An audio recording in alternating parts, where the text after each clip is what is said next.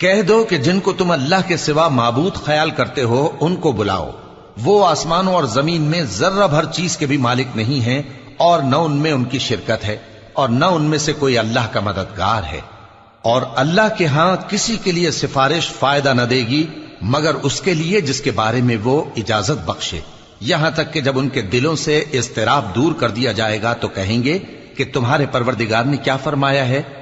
فرشتے کہیں گے کہ حق فرمایا ہے، اور وہ عالی رتبہ ہے، گرامی قدر ہے۔ پوچھو کہ تم کو آسمانوں اور زمین سے کون رزق دیتا ہے؟ کہو کہ اللہ، اور ہم یا تم یا تو سیدھے رستے پر ہیں یا کھلم کھلا گمراہی میں۔ کہہ دو کہ نہ ہمارے گناہوں کی تم سے پرسش ہوگی اور نہ تمہارے اعمال کی ہم سے پرسش ہوگی۔ کہہ دو کہ ہمارا پروردگار ہم کو جمع کرے گا، پھر ہمارے درمیان انصاف کے ساتھ فیصلہ کر دے گا، اور وہ خوب فیصلہ کرنے والا ہے، صاحب علم ہے۔